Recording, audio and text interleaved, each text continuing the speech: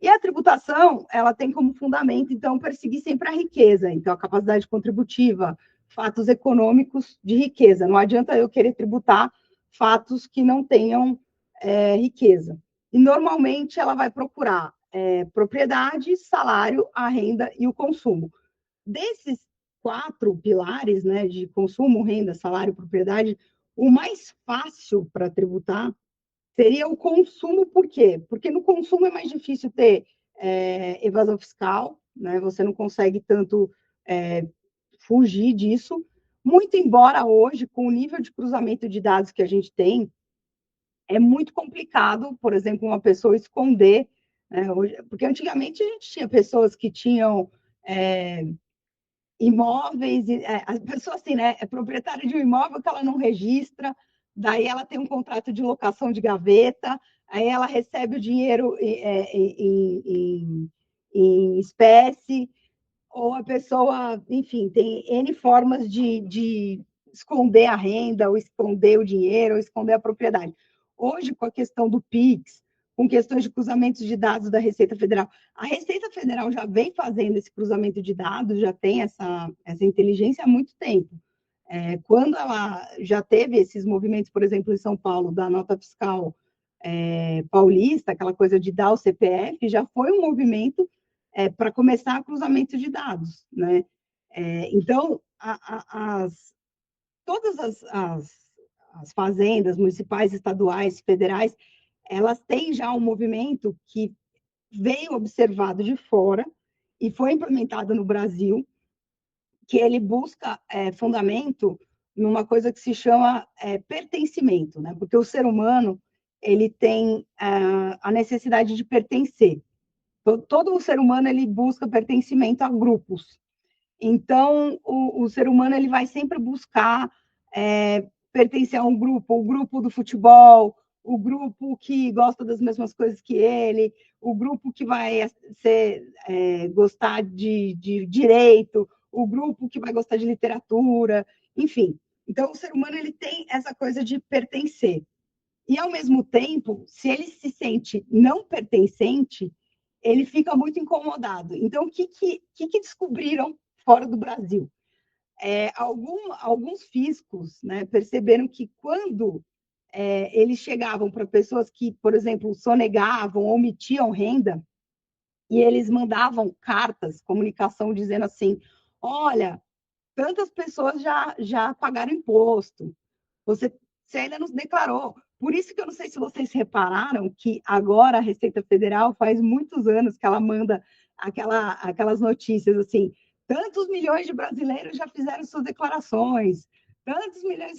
Isso vem de um comportamento que descobriram fora do Brasil, que decorre exatamente de um fator psicológico, de um gatilho psicológico do pertencimento, que quando uma pessoa vê que outras tantas pessoas já fizeram, ela quer pertencer àquele grupo e ela vai se sentir, digamos assim, compelida a fazer também. Olha que loucura. É um gatilho. Né? Existem os gatilhos comerciais e existem os gatilhos psicológicos que fazem as pessoas declarar imposto.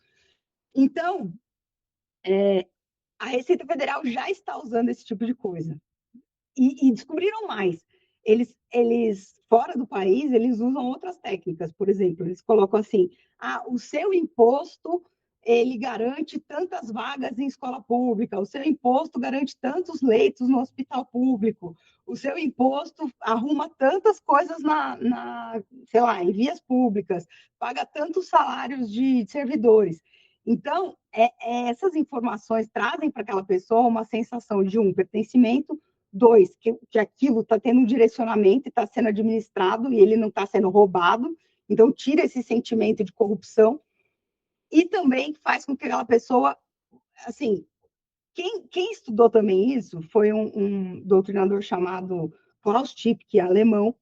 Ele já faleceu, ele faleceu acho que em 2021 ou 2022. Ele tem um livro muito interessante que se chama Da Moral do Estado e dos Contribuintes. É um livro fininho, muito interessante, que eu acho que quem é formado em direito devia ler esse livro, que ele vai classificar os tipos de sonegadores. E aí ele vai explicar essa relação de gato e rato entre os estados, entre o Estado, de modo geral, e os contribuintes, que ele vai dizer, é óbvio, contribuinte não quer pagar e o Estado quer receber. E quanto mais o contribuinte sonega e foge, mais o Estado vai apertar a corda, vai correr atrás. Às vezes até fazendo coisas que são, digamos assim, ilegais, né? Fugindo da legalidade, porque ele começa a ficar desesperado com a sonegação.